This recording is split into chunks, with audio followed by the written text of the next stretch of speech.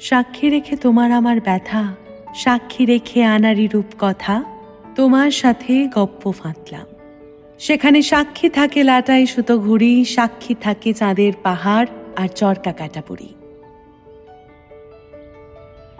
এটা 1920 কলকাতা। এটা এমন দুই মানুষের শহর যেখানে অকালে বসন্ত আর কালে বৃষ্টি নামে।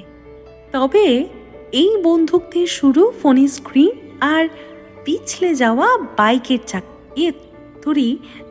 মনের চাকায়। ওদের খুনসুটি আর ঝগড়াঝাটির ভিড়ে ভাব জমানোর দায়িত্ব ছিল চায়ের ভাঁড় আর নিয়ে যাওয়া ঝালমুড়ির ওপর। তবে কাঁটায় কাঁটায় দূরত্ব জমে শীতের সন্ধ্যের মতো। স্মৃতিরা ফেরারি হয়ে ওঠে ট্রেনের হুইসেলের সাথে। আর মেয়েটা ওই যে সব গপ্পের নায়িকার মতনই থাকে অপেক্ষাতে। কিন্তু রাজা রানী রাজি তো কেয়া করেগা কাজী। হঠাৎই বসন্ত নেমে এলো পরিচিত শহরে। অপেক্ষাদের ছুটি হয় পত্র পাঠে। ভিড়ের মাঝে ছুটে চলা দুই মানুষ হয়ে ওঠে রূপকথার যাযাবর। ওদিকে খাঁ সাহেবের সানাইয়ে লাগে ইমনের সুর, আর ওরা উষ্ণতার চাদর জড়িয়ে নেয় নিজেদের খেয়ালে। তাই এই গল্পের শেষ কোথায় তা কেউ জানে না। শুধু ঈশ্বর মুচকি হাসেন আর বলেন, ওহে বর্ষাও নহবত।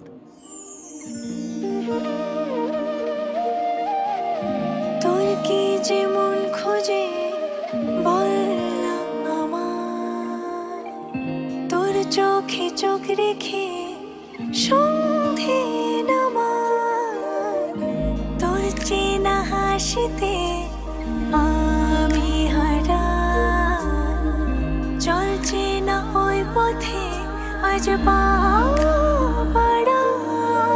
ঘুম ঘুম দু চোখে তোকে মন ছুঁয়ে যায়, আধো আলোয় ইচ্ছেরা শুধু উড়তে চায়।